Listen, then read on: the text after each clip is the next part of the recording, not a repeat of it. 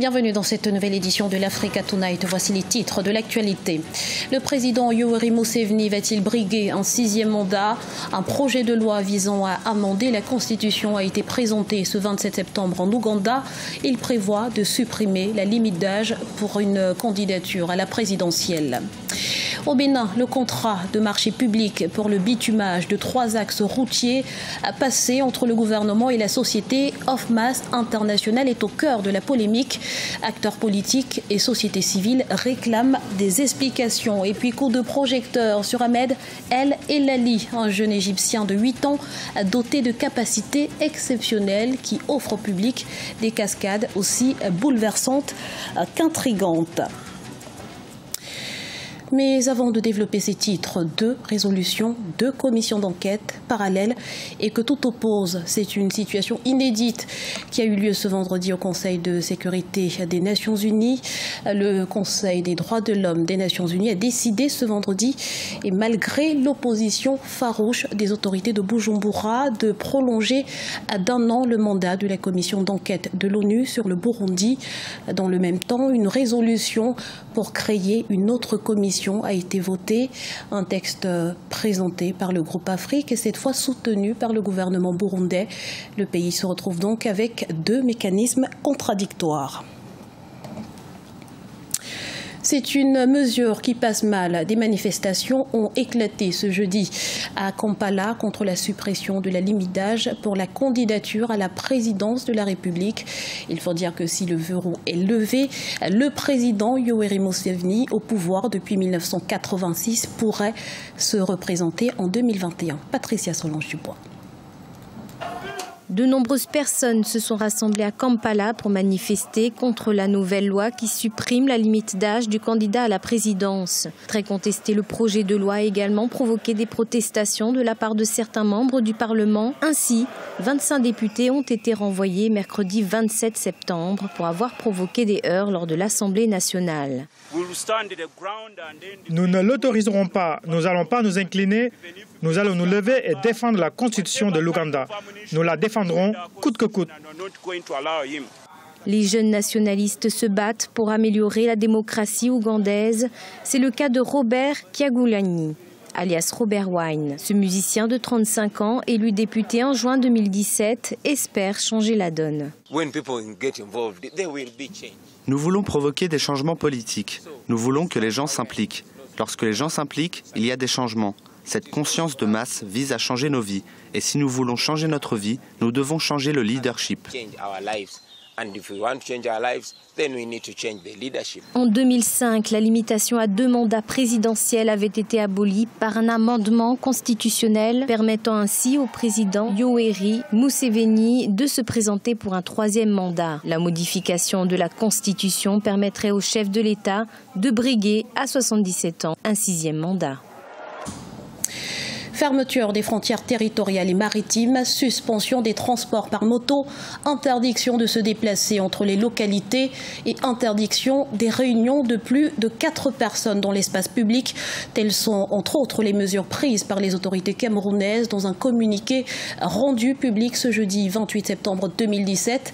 Des mesures restrictives en amont d'une annonce symbolique d'indépendance prévue par les indépendantistes anglophones. On écoute à ce propos le journaliste Eli Smith. Ce qui se passe dans la région anglophone est qu'il y a un préparatif d'une manifestation que les anglophones estiment qui va culminer à célébrer leur indépendance. Il faut savoir que le Cameroun anglophone a eu une indépendance un peu bizarre en 61, 1er octobre. Il avait l'option d'être indépendant en intégrant le Nigeria ou en intégrant le Cameroun comme 2 États égaux, ce qui s'est fait le 1er octobre 1961. Mais le problème des anglophones, ils disent que depuis cette année à aujourd'hui, ils ont été roulés dans la farine, dans le traité de 61 qui unifiait les 2 Cameroun n'ont pas été respectés. Voilà pourquoi il y a une manifestation qui se prépare au Cameroun anglophone. Au Bénin, l'affaire Ofmas fait les choux gras de la presse. Acteurs politiques et membres de la société civile veulent des éclaircissements sur les zones d'ombre qui entourent ce dossier, né, nous vous le rappelons, de l'attribution controversée d'un marché de construction de routes à la société Ofmas. Voyez ce reportage de Lefti Ounou, notre correspondant au Bénin, commenté par Ibrahima Dioumaba. L'attribution d'un marché de construction de routes dans les départements de l'Ouémé et du Plateau suscite l'indignation de certains acteurs politiques. En effet, l'affaire Ofmas, du nom de l'entreprise retenue par le gouvernement pour réaliser les travaux de construction des routes Porto Novo à Promiserete et Pobé Adja Ouéré Ouini, a éclaté suite à une déclaration du ministre des Infrastructures et des Transports, Hervé Ehomey, en visite sur le chantier. En effet, l'ex-ministre a révélé quelques heures avant son limogeage que l'entreprise Ofmas International SA a bénéficié d'un préfinancement d'environ 20 milliards de francs CFA, contrairement aux stipulations du contrat. Nous avons estimé qu'il s'agit d'un scandale politico-financier de 164,5 milliards de francs CFA et que c'est une grosse escroquerie. Et le gouvernement a mis en place les mécanismes qu'il faut pour spolier l'État et nous avons estimé que ça ne peut pas rester impuni. Donc la position du PLP, c'est qu'il y ait très rapidement, dans le meilleur délai, la mise en place d'une commission d'enquête indépendante pour situer le peuple béninois. Les acteurs de l'opposition incriminent la procédure de passation de ce marché. En effet, au terme du compte rendu du Conseil des ministres du 29 mars 2017, le gouvernement avait dessaisi la société sud-africaine Stefanouti Stock Road and Earthworks du marché pour l'attribuer à Ofmas International SA. Et ceci sur la base d'un contrat de BOT mettant l'ensemble des charges financières sur le dos de l'entreprise. Le gouvernement, conscient du délai nécessaire à l'entreprise pour la mobilisation du financement et soucieux du règlement diligent des souffrances de ces populations-là, a décidé de mettre à titre de préfinancement des moyens à la disposition de l'entreprise pour que, dans l'urgence, elle réalise ce tronçon. La route Porto Novo à Promiserete est longue de 12,6 km et en 2 fois 2 voies. Celle Pobé Adja Ouéré Ouini de 22,4 km. Le coût de ces travaux est estimé à 164,5 milliards de francs CFA. Dans le reste de l'actualité, l'étau se resserre autour de KPMG Afrique du Sud. Le Parlement a mis fin ce vendredi à son contrat avec le cabinet d'Audi suite au scandale impliquant l'influente famille Gupta. Plus concrètement, l'entreprise est accusée d'avoir facilité des activités de corruption au plus haut niveau. Elle fait d'ailleurs l'objet d'une enquête de l'IRBA, un organe de régulation sud-africain, et risque de perdre son agrément d'auditeur. Culture à présent, l'Égypte a un incroyable talent et il n'a que 8 ans. Doté de capacités exceptionnelles, Ahmed El Elali fascine autant qu'il intrigue.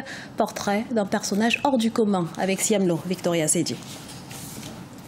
À seulement 8 ans, le jeune Égyptien Ahmed El Elali réalise des exploits surhumains dignes d'un cirque d'adultes. Il boit du verre, se fait enflammer et fait montre d'autres aptitudes dotées d'une force presque herculéenne. Ces spectacles, qui passent pour les plus terrifiants, sont difficiles à reproduire chez le commun des mortels. Dans son village, les habitants se sont longtemps interrogés sur l'origine de ses pouvoirs. Ce n'est pas lié aux esprits ou à la magie, c'est génétique. Certaines personnes pensent que je l'ai formé, mais non, je le jure, ce n'est pas le cas. Il est juste doté d'une force surhumaine. Je joue avec mes amis à l'école et ils ne me craignent pas. C'est un pouvoir magique que j'ai et je veux m'exprimer avec sans nuire à quiconque. C'est à l'âge de 3 ans que son père, Karim El Elali, a pris conscience de cette force impressionnante quand son fils s'est mis à manger de la viande crue et des morceaux de verre. Tourmenté par cette découverte, il a parcouru les hôpitaux à la recherche d'une anomalie, mais les consultations médicales se sont avérées infructueuses. Un père est généralement inquiet pour son fils. À l'époque, j'ai amené Ahmed dans les hôpitaux privés et publics.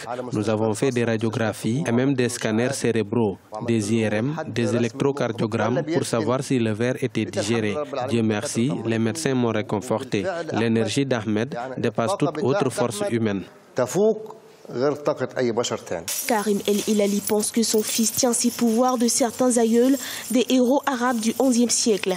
Même si le mystère n'a pas encore été percé, ces spectacles attirent une foule de plus en plus nombreuse et sympathisante. Aujourd'hui, le jeune garçon espère pouvoir conquérir les scènes internationales. À 8 ans, il ambitionne inscrire son nom dans le prestigieux livre Guinness des records. Un mot de sport à présent, c'est une première dans l'histoire du cyclisme. Le continent africain accueillera une manche de la Coupe des Nations réservée aux moins de 23 ans. Un tour de l'espoir qui se déroulera au Cameroun du 31 janvier au 4 février 2018. Cette épreuve qui représente la première manche du calendrier de la Coupe des Nations 2018 changera de pays hôte tous les 2 ans pour s'ouvrir à un maximum de jeunes coureurs qui auront l'occasion d'affronter les meilleurs espoirs internationaux. Ce journal a été réalisé par l'ensemble de la rédaction. Merci pour votre fidélité. Retrouvez dans un instant une nouvelle édition de l'actualité sur Africa 24.